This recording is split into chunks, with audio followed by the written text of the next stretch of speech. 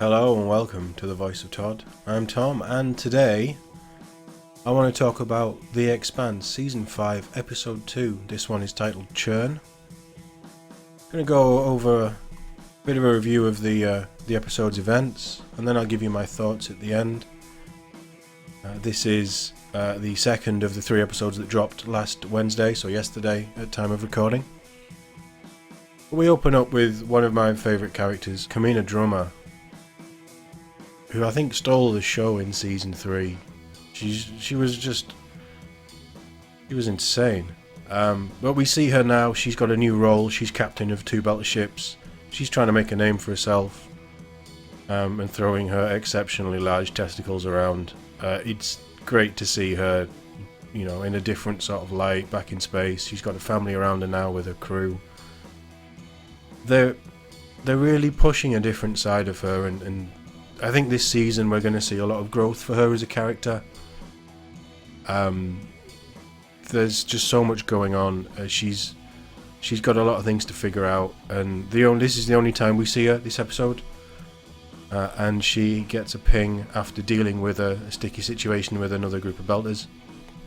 She gets a ping with the location of the Tynan, which was Ashford's ship from last season. And we all know what happened to poor Ashford.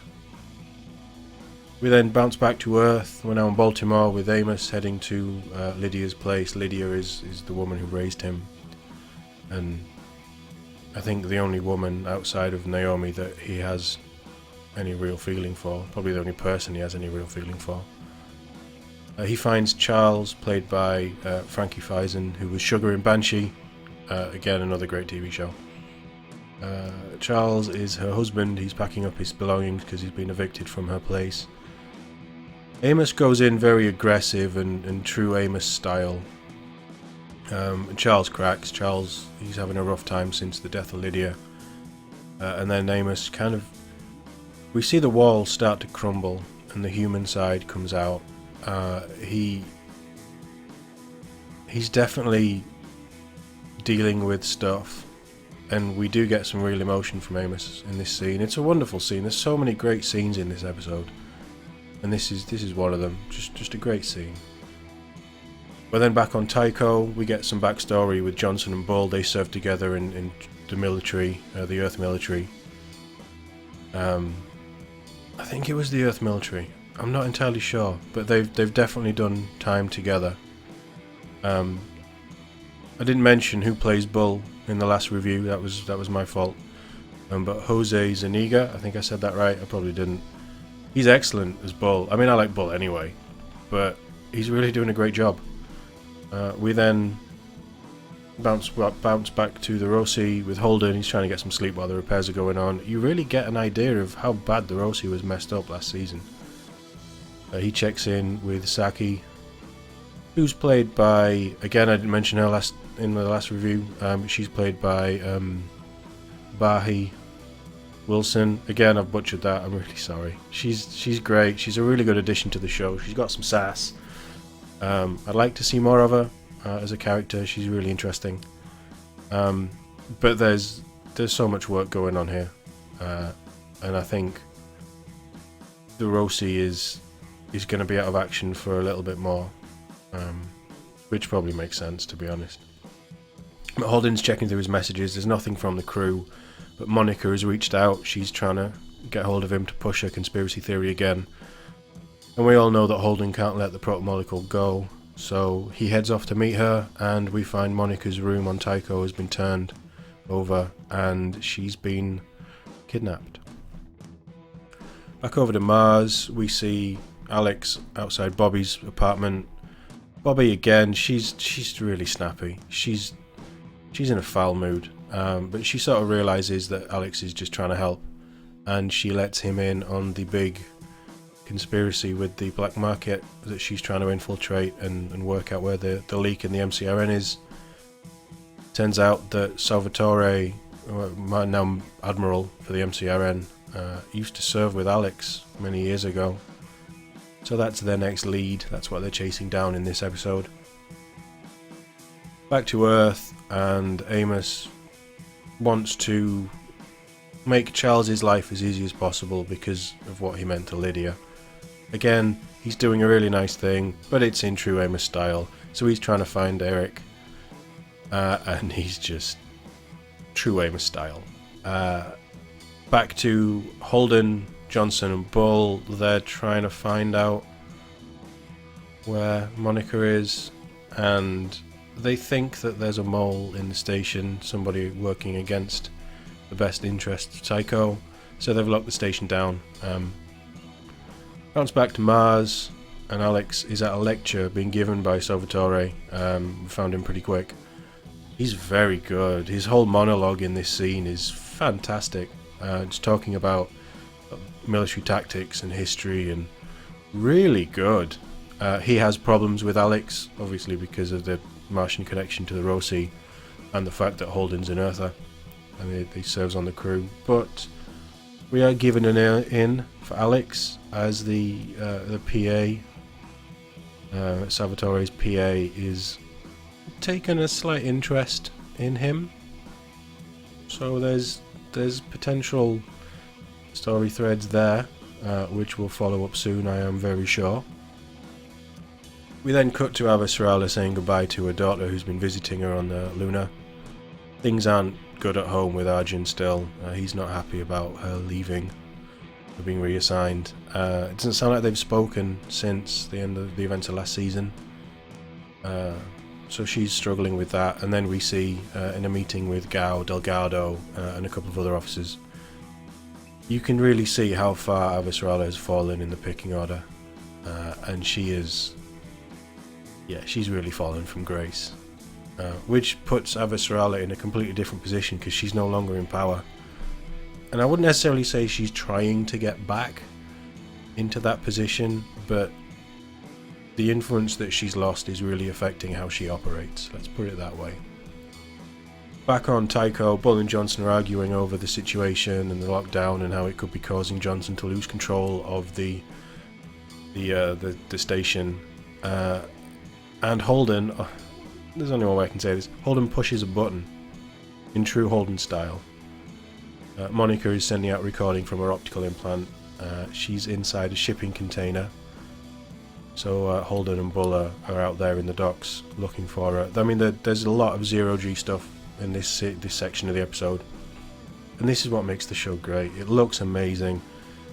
The wire work is incredible. Just fantastic. And I mean, the script, again, throughout this entire episode, the script is on par. Just brilliant. We're then back on Earth, and Amos is being taken to go and see Eric. I'm not going to go into it. There's a hell of a lot of backstory for Amos here, and his connection to Eric and Baltimore.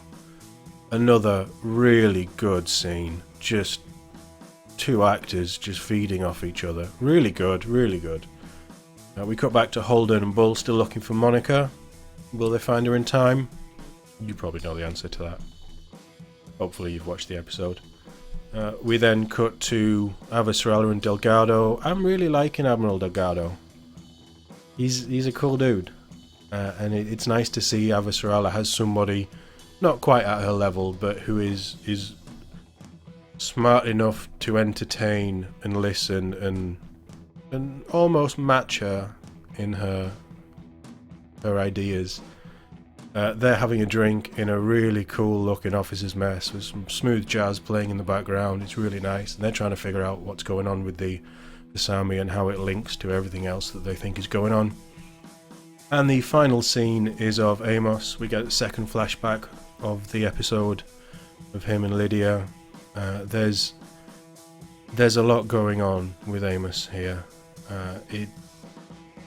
He's already one of my favourite characters. This could be, his arc could be the highlight of the season for me so far from what I've seen. And I mean, there's so much going on in Baltimore right now. So we end this episode with Holden chasing the protomolecule again. Obviously, he's never going to be able to let that go. Alex and Bobby are pulling threads trying to find the leak in the MCRN. Avasarala is chasing crazy theories about the Sami, and Amos is dealing with the past that he's spent his entire adult life trying to run away from. So there's already in this one episode with the characters that we followed, there's so much going on and there's so much that's about to kick off. We haven't even seen Naomi yet this episode. She's gone. No word from her at all. And that's another integral part to this season, from my knowledge in the books. This episode is just full of story. It really moves everything that's happening. It's pushing it along at a pace that you can keep up with. We're not cutting here, there and everywhere and losing elements of the story. It's all laid out in front of you. The pieces in play, they're not giving us any answers, they're just adding to the questions, and the tension is building, and I love it. This show is at its best when the audience is trying to work out what's going on. The writers don't want to give you all the answers, and that's evident in this season, and I think that's going to be a big thing in this season, is trying to work it out for yourself. And this season so far hasn't disappointed. I personally think this episode is one of the best in the entire show. Episode 1 that we talked about yesterday, that was an excellent season opener, and this one feels like it's just a little bit higher. The tension is just ratcheting up. I love this episode, and I think it's only going to get better. Yes, I've seen episode 3, so I know where we're leading into, but this whole season is going to be superb. The performances, the script, the CGI, the wire work for 0G, all of it is just excellent. You can see, like I said yesterday, you can see the money on screen, and it's making the show just as great and just as special as it always has been, and truly doing the source material justice, I think. We only got a small amount of drama, and as I said, nothing of Naomi, but what we did see,